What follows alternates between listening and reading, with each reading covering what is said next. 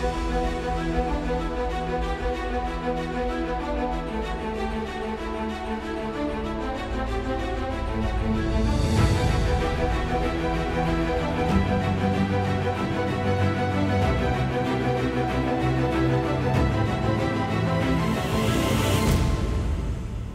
Seri sudah lebih 1 minggu berkempen, kan berlangsung. Pada pandangan Datuk Seri lah, bagaimana suasana berkempen bagi PAS dan BN di Kemaman ini? Okay. Bismillahirrahmanirrahim. Assalamualaikum warahmatullahi wabarakatuh. Pertama saya ucapkan terima kasih di atas ruang yang diberikan kepada saya untuk berbicara sepatah dua menjawab persoalan-persoalan yang dikemukakan. Saya teliti dalam kempen BRK ini yang sebenarnya kita senantiasa berdepan dengan PRK di mana-mana juga, dan suasana di PRK di Kemaman ini dalam keadaan yang agak selesa dengan fasiliti yang ada dan sebagainya, dan kita mudah untuk observe, untuk meneliti respon pengundi-pengundi. Jadi saya lihat sepanjang tempoh seminggu ini, alhamdulillah respon yang sangat baik dari semua kelompok pengundi yang saya jumpa, dan tentunya yang diurus oleh jentera juga sama keadaannya. Itu laporan yang saya dapat. Jadi alhamdulillah, secara keseluruhannya saya rasa sangat positif dan saya optimis dengan respon daripada pengundi ini. Jangkaan Datuk Seri berapa peratus yang akan keluar nanti? Ini sebenarnya cabaran yang paling besar dalam pilihan raya kecil. Yang pertama, yang keduanya ialah pilihan raya dalam musim yang tidak menentu, musim monsun, timur laut, kemungkinan hujan, kemungkinan banjir, itu semua ada kemungkinan. Walaupun hari ini cuaca agak elok, tapi kita dapat lihat beberapa daerah di Terengganu umpamanya banjir yang lebih kepada banjir kilat lah, bukan banjir akibat daripada kenaikan sungai yang mendadak. Pun begitu, saya percaya paling minima 70% insyaAllah kita boleh capai dari segi keluar undi, dan kita berharap ianya boleh sampai ke 80%, which is unusual untuk pilihan raya kecil, tapi dalam kedudukan di Parlimen Kemaman yang saya rasa accessibility itu tidak menjadi satu isu dengan kawasan-kawasan pusat pengundian. InsyaAllah kita berharap rakyat yang ramai pengundi ini dapat keluar, insyaAllah. Alright, Datuk Seri, kita pergi beralih kepada pentadbiran lah. Terengganu satu-satunya tanpa pembangkang dalam Dewan Undangan Negeri. Adakah ia memudahkan Datuk Seri urus tadbir negeri? Ada yang kata ia boleh menyebabkan tidak ada semak dan imbang, mungkin akan berlaku salah guna, penyelewengan dan ketirisan. Apa komen Datuk Seri? Saya pernah ditanya soalan ini beberapa kali, dan saya juga telah memberikan jawapan yang agak panjang ketika sesi penggolongan sidang Dewan Undangan Negeri yang lalu dalam menjawab perkara ini. Pertama, kita tak boleh nak salahkan sesiapa kenapa sampai tak ada pembangkang 320 di peringkat DUN. Tentunya kita tak tahu pilihan itu yang dibuat oleh rakyat. Jadi kalau kita seolah-olah mempersalahkan kedudukan keberadaan 320 itu, seolah-olahnya mempersalahkan pilihan daripada rakyat. Itu satu bab. Bab yang kedua ialah sebenarnya dalam sistem politik dan berkerajaan dalam negara kita ini sudah ada sistem semak dan imbang. Semak imbang ni, check and balance ni sudah sedia ada. Tinggal lagi bagaimana sebuah kerajaan itu hendak responsif dengan peranan semak imbang. Contohnya sistem audit ada. Kita ada secara berasingan laporan ketua audit negara, pihak audit yang datang selalu semak. Kita ada SPRM, kita ada lain-lain perkara lah, LHDN dan sebagainya. Dan di peringkat GLC yang di bawah kerajaan negeri di negeri Terengganu ini, kita mempunyai sistem semak audit daripada luar, daripada syarikat-syarikat audit firm yang bertauliah. Jadi tentunya ianya adalah pelengkap kepada sistem semak dan imbang. Dan saya rasa tidak ada menjadi satu masalah. Dari segi memudahkan sebuah kerajaan, ia memudahkan, tapi saya selalu pesan kepada semua anggota pentadbiran, termasuk ahli-ahli Exco dan ahli-ahli Yang Berhormat, kita kena responsif dengan apa jua pandangan. Dan pada zaman sekarang ini, yang tidak wujud puluhan tahun dahulu ialah semak imbang yang dilakukan oleh setiap rakyat dalam sesebuah negeri melalui sosial media yang ada. Jadi ini kadang ini tak wujud zaman dahulu, dan mungkin ketika textbook mengenai sistem check and balance dalam sistem demokrasi yang berpuluh tahun ditulis pun tak ada. Hari ini kita tak jangka pun setiap rakyat itu boleh menyuarakan pandangan mereka. Tapi inilah keadaan yang wujud pada waktu ini, dan itu menjadi satu semak imbang yang sangat berkesan, kerana mereka yang memberi pandangan dan kritikan ataupun teguran ini, rakyat umpamanya, tentulah mereka sendiri berhadapan dengan perkara yang demikian, dan this is quite genuine isu yang perlu diuruskan oleh pihak kerajaan. Apa kita nafikan dalam Dewan Undangan Negeri ataupun dalam di Parlimen, kita boleh saksikan apa yang berlaku sekarang ini. Wujudnya pembangkang pun kadang-kadang kita perlu mempunyai pembangkang yang konstruktif, yang memberi maklum balas yang konstruktif dan berkesan. Barulah sistem semak imbang itu dapat berlaku dengan keadaan yang terbaik. Otherwise, ianya hanya hawa-hawa sajalah. Datuk Seri Kita tahu, sila. 6 tahun Datuk Seri telah menerajui Terengganu ni untuk penggal yang lepas dan penggal yang baru ni setahun. Apa yang kemajuan yang boleh Datuk Seri banggakan di Terengganu ini? Saya rasa bila bercakap tentang kemajuan, itulah berkait dengan pembangunan. Pada saya, sebelum timbulnya membangunkan fizikal yang selalu senang orang nampak, perkara yang asas dan sangat penting yang senantiasa dilupakan oleh kelompok di luar sana ialah membangunkan manusia. Kita kena bangunkan manusia yang kukuh dahulu, dan boleh disolami dengan pembangunan fizikal. Itu juga sebenarnya yang kita dapat tekuni daripada apa yang dilakukan oleh Nabi SAW apabila ingin mula menggerakkan dakwah dan sebagainya ketika di permulaan Islam di Makkah dan di Madinah, membina base yang kuat, manusiawi yang mempunyai kefahaman yang jelas, dan dalam masa yang sama benda itu secara concurrent boleh dengan pembinaan infra-infra yang diperlukan. Pada peringkat awal itu, pada saya pencapaian yang sangat besar ialah kita ingin mengendurkan ketegangan dalam masyarakat. Asas ketegangan dalam masyarakat yang ada di negeri Terengganu khususnya ini, kalau kita tidak kawal dan tidak bendung, ianya tidak akan beri apa-apa makna dengan pembangunan fizikal yang akan dilaksanakan. Boleh Datuk Seri definisikan ketegangan? Ya, ketegangan itu bukan menjadi satu rahsia di negeri Terengganu, dan saya percaya di negeri lain pun ada yang berlaku demikian. Apabila sebuah parti politik menjadi kerajaan, mereka yang tidak sehaluan dengan parti politik itu senantiasa dipinggirkan di dalam masyarakat. Ini bukan rahsia di negeri Terengganu bila ramai sebelum ini daripada parti pembangkang, daripada PAS, daripada parti yang tidak sehaluan dengan kerajaan pada waktu itu selama puluhan tahun, mereka dinafikan hak untuk anak-anak mereka mendapat scholarship, sebab bila mendapat scholarship kena dapat tanda tangan daripada penghulu, daripada JKK dan sebagainya, yang kadang-kadang mereka ini tidak dilayan. Dan bila timbul bantuan-bantuan ini, nama-nama itu ditapis sehingga mereka tak dapat.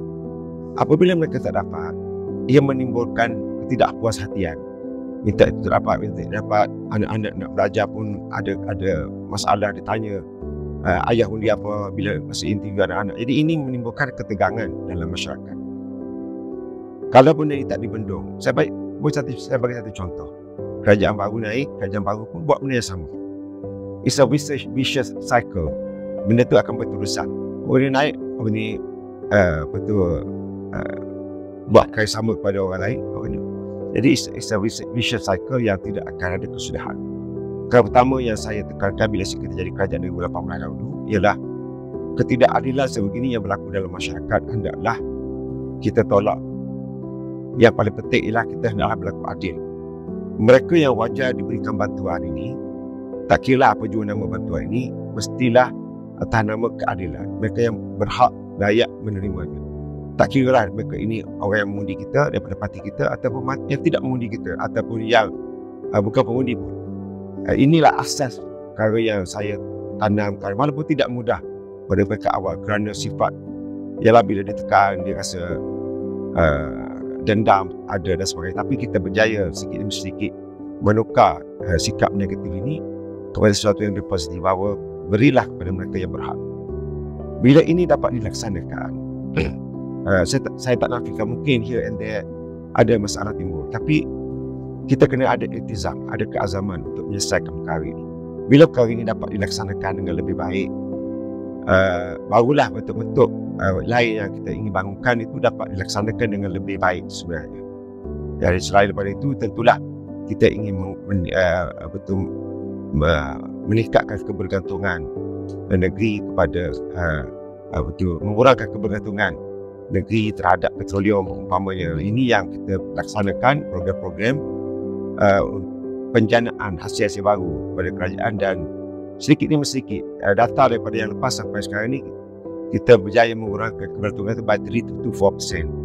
Jadi kita berharap akan datang ini kita boleh meningkatkan lagi kurangnya kebergantungan kepada fossil fuel ni. Sebab fossil fuel ni dalam masa 20 tahun 30 tahun kita tak tahu apa yang akan berlaku. Jadi perancangan daripada awal ini harus dibuat daripada sekarang. Dan ini sudah berjalan.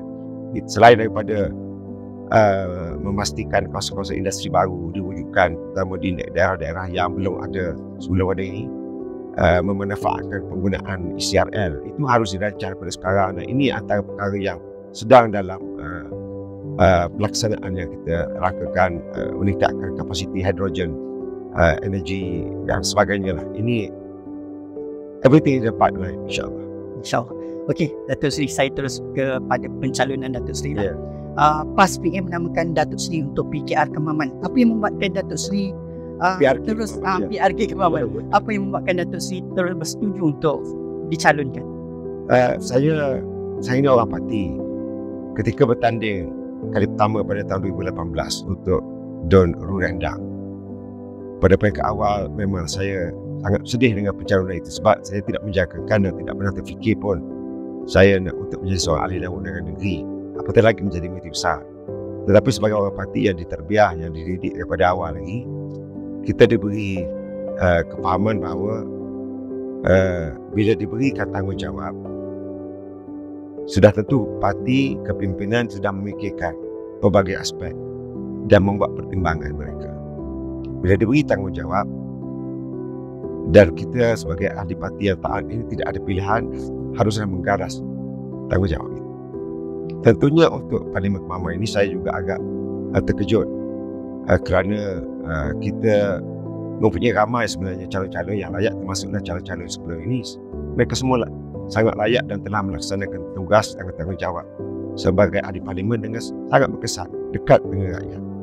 Tapi oleh kerana parti sudah bertulis keputusan, mungkin atas pertimbangan-pertimbangan tertentu, wallahu a'lam, saya harus menggalas kepercayaan itu dengan sepenuhnya dan cuba untuk menjalankan tugas dengan terbaik, insyaAllah. Datuk Seri ada cakap-cakap kononnya Datuk Seri diletakkan sebagai calon kerana Barisan Nasional meletakkan bekas Panglima Angkatan Tentera Tan Sri Afandi sebagai calon untuk mengimbangi pengaruh ini. Apa komen Datuk Seri? Saya rasa tidak ke situ, kerana bukan kita nak memperkecilkan pengaruh calon daripada parti lawan, tapi semua penduduk dan pengundi di sini mengetahui bagaimana attraction beliau dalam parti yang dianggoti oleh beliau itu, dan kita tidak ada masalah sebenarnya untuk bertanding untuk meletakkan calon-calon yang lain. Jadi saya rasa itu tidak menjadi pertimbangan kenapa saya dipilih untuk bertanding dalam pilihan raya di pilihan kecil di Kemaman. Maksudnya jawatan yang dipegang tidak, bukan itu asas yang dilihat oleh parti. Kita oleh kerana kita berdepan dengan mantan Panglima Angkatan Tentera maka kita letakkan calon Habibie. Tidak, itu tidak menjadi suatu pertimbangan lah.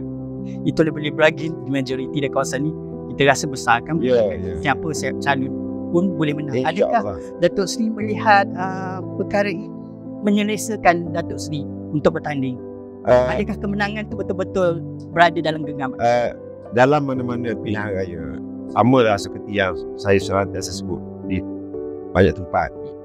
Macam kita main bola, bila World Cup, orang selalu melihat pasukan kuat Brazil, France, Germany. tak ada orang pernah menyangka Korea Selatan pernah boleh sampai ke semifinal. Dan lain-lain pasukan lah.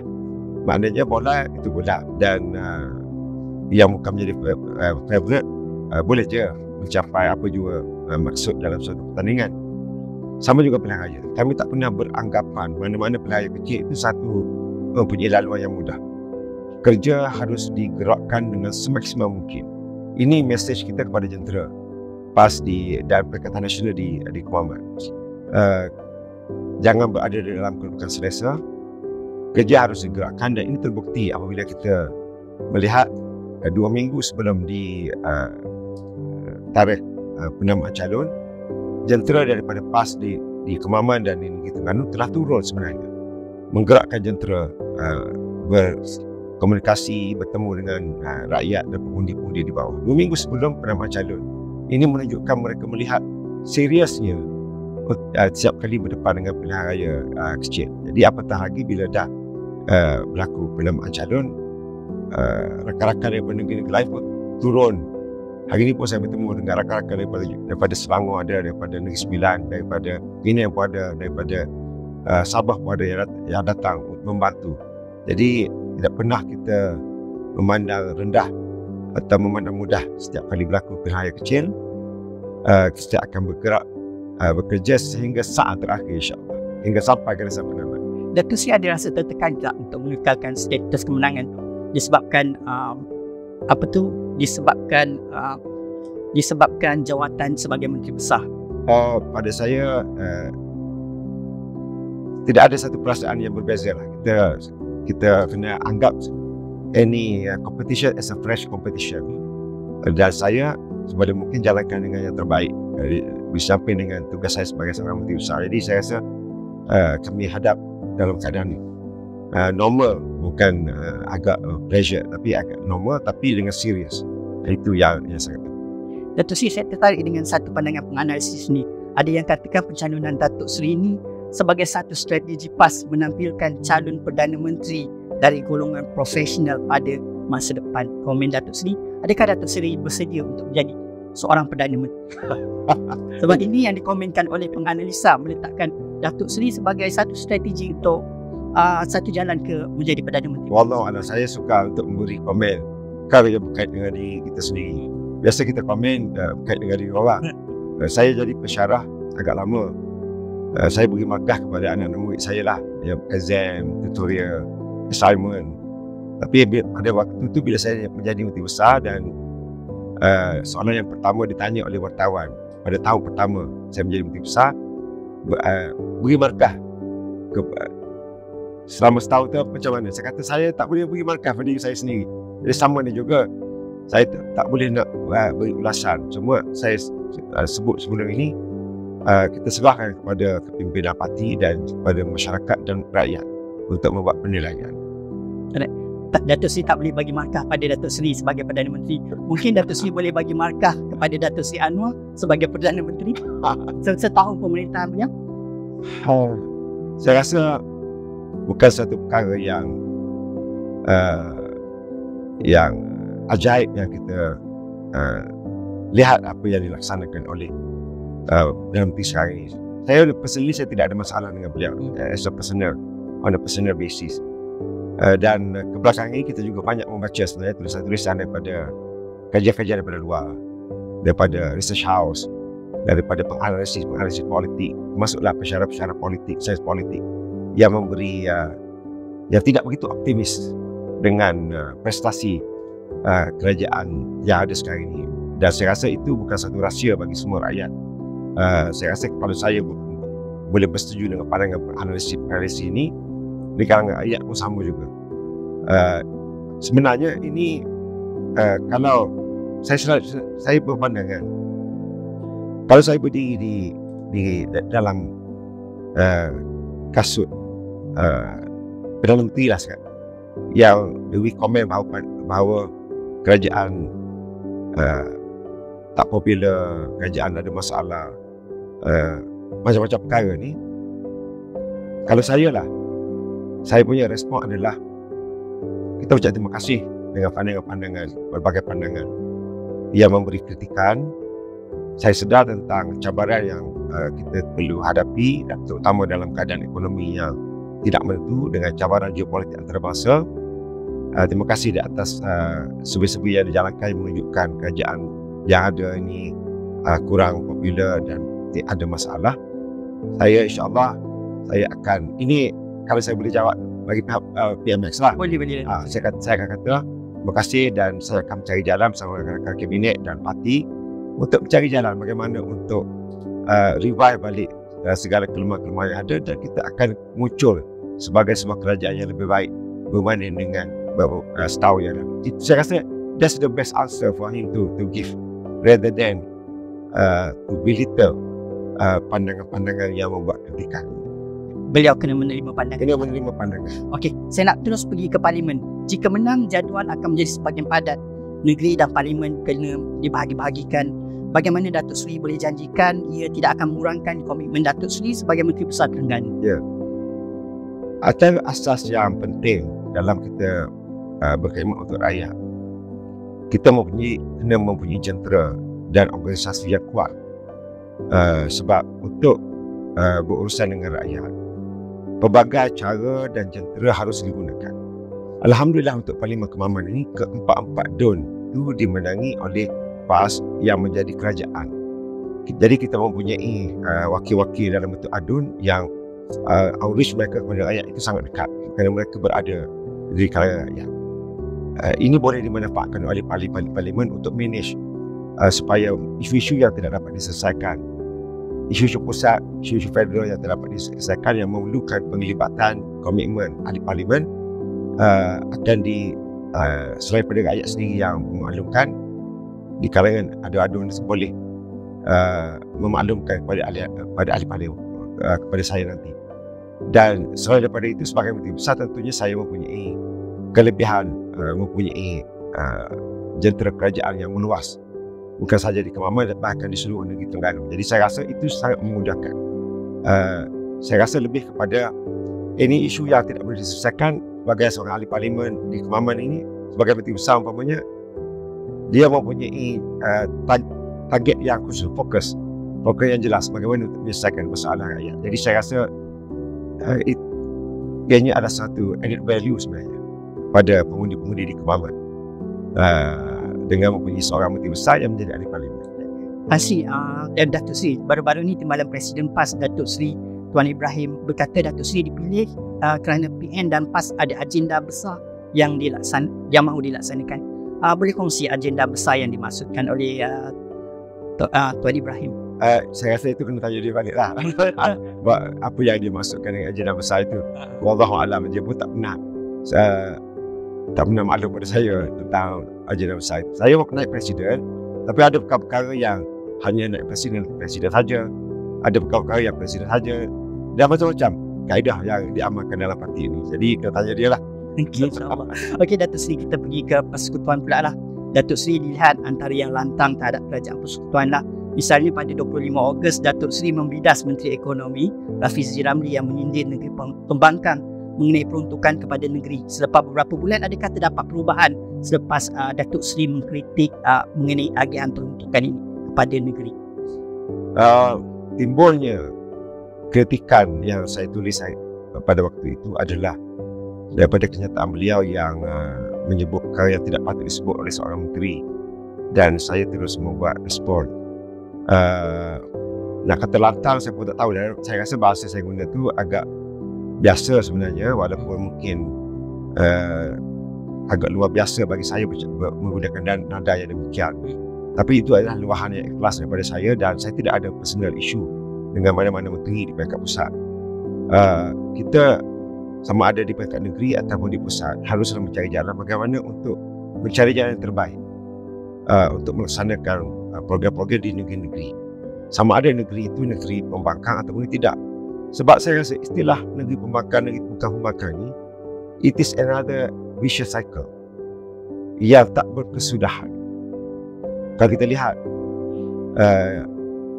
dalam kempen pilihan raya pun disebut pilihlah daripada parti yang sama dengan parti yang menjadi kerajaan di peringkat pusat, kerana itu memudahkan. Ini adalah another vicious cycle, ada kitaran jahat yang tidak patut wujud dalam sebuah negara yang mengamalkan sistem demokrasi. Saya percaya sebenarnya pilihan yang dibuat oleh rakyat itu tidak harus dihukum rakyat. Jadi saya mempunyai satu vision bahawa satu masa negara kita ini perlu mempunyai demokrasi yang matang. Rakyat buat pilihan, rakyat buat pilihan. Tapi kerajaan yang diamanatkan menjadi kerajaan pusat haruslah menghormati hak-hak yang dipersetujui dalam perlembagaan. Jadual 9 umpamanya, kuasa bidang kuasa negeri, bidang kuasa federal dan bidang kuasa bersama. Macam mana timbul bidang kuasa bersama ketika perlembagaan diubah? Tentulah maksud bidang kuasa bersama ini, maksud yang tersiratnya ialah perlunya perbincangan dan kerjasama yang kuat antara kerajaan negeri dengan kerajaan pusat. Mana boleh ada benda yang kita share tapi kita tak nak bincang. Jadi bincang dan saling cari jalan bagaimana untuk membantu rakyat sesuai dengan semangat perlembagaan ini. Selepas teguran tu ada sebarang perubahan tu. Ada sebarang lebih mesra perbincangan. Saya dengan beliau tidak ada perbincangan lanjut. Tapi dengan pihak daripada kementerian, saya rasa tidak ada apa-apa isu yang timbul. Cuma mungkin ada perkara-perkara yang arah-arah terbaru umpamanya daripada kerajaan pusat yang saya lihat it is tidak membantu sebenarnya hubungan yang lebih baik antara kerajaan negeri dan kerajaan pusat. Sebab itu saya kata this is another vicious cycle. Dan saya mempunyai vision supaya satu masa nanti sekiranya kami jadi kerajaan di peringkat pusat, kita harus menghormati pilihan rakyat dan mana-mana yang due kepada negeri berkenaan akibat daripada keperluan di negeri-negeri berkenaan, kita kena bagi. Tak kira lah negeri pembangkang ke negeri bukan pembangkang. Ini berkaitan dengan peruntukan ahli parlimen itu sendiri. Ini adakah tak tersiarkan peruntukan ahli parlimen, peruntukan pembangunan di negeri-negeri, isu royalty umpamanya. Kenapa apabila kerajaan berbeza maka nak buat sekatan-sekatan, kerajaan sama baru nak bagi? Ini adalah vicious cycle yang tak ada kesudahan.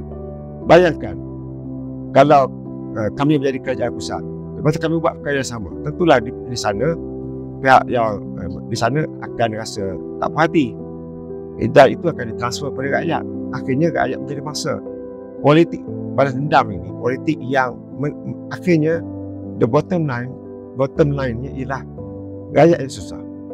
Dan ini harus dielakkan. Kalau kita lihat negara-negara maju umpamanya yang mengamalkan sistem demokrasi, kesan kepada rakyat sangat minim.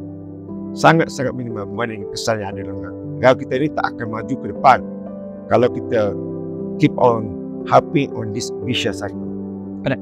Masa pun tak banyak. Datuk Seri, saya nak tanya sikit tentang state government reform. Apa perkembangan terkini? Ada kemajuan? Mengapa agaknya ada perkara ini diketengahkan? State SG4 ini saya pun pernah jelaskan dalam ucapan penggolongan saya dalam di sidang baru-baru ini. Isunya timbul ialah apabila empat negeri yang dikategorikan sebagai pembangkang oleh kerajaan pusat ini, ada perkara mereka tidak enjoy the same right dengan negeri-negeri yang lain. Yang saya rasa satu forum yang berbeza lah untuk saya jelaskan what are those things yang kita tidak enjoy the same rights dengan negeri-negeri yang satu parti dengan kerajaan pusat. Menyebabkan kita harus bekerja bersama untuk melengkapi di kalangan empat negeri ini. Ada negeri yang advance dari segi pelaburan, ada negeri yang advance dari segi GSC, ada negeri. Dan ini haruslah kita saling bantu-bantu bagaimana masing-masing boleh mengambil manfaat. Dan antara perkara yang berlaku sekarang ini ialah bagaimana untuk communicate dengan pelabur-pelabur daripada luar. Yang saya rasa peranan di peringkat persekutuan sedang dimainkan dengan berkesan melalui berbagai agensi di peringkat persekutuan, termasuklah MITI, MAIDA dan sebagainya. Itu berjalan seperti biasa dan diteruskan.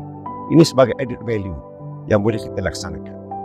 Dan di peringkat SG4, apa yang telah sedang berlaku ialah portfolio esko-esko berbincang dengan rakan sejawat mereka di empat negeri ini. Mereka akan berhalusi di peringkat jawatankuasa masing-masing bagaimana untuk merangka strategi untuk meningkatkan. Jadi perkara baru ia akan ambil masa sebab kita melibatkan parti-parti politik yang ada, melibatkan untuk jentera-jentera kerajaan. Tapi saya percaya dengan progres yang ada ini ianya akan memberi satu kebaikan yang menyeluruh pada empat negeri ini. Tun Dr. Mahathir Mohamad memainkan peranan yang penting di Datuk Seri. Ya, dia memainkan peranan penting untuk meng-guide kita, menasihati negeri-negeri empat negeri ini. Dan saya boleh katakan kepada skeptik yang mereka yang skeptik dengan keadaan ini, ada yang kata beri gambaran, Tun Dr. Mahathir dah campur politik dah dari empat negeri. Tidak.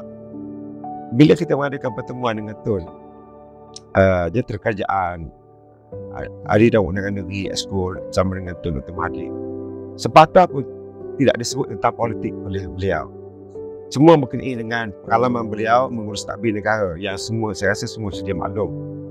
Pencapaian Malaysia setelah begitu lama sekali Tun Dr. Mahathir menjadi Perdana Menteri. Dan pengalaman ini walaupun tak sepenuhnya sesuai dengan negeri-negeri, kerana bidang kuasa negeri dengan federal berbeza, tetapi hasrat, spiritnya boleh diambil oleh negeri bagaimana untuk meningkatkan keupayaan di negeri-negeri.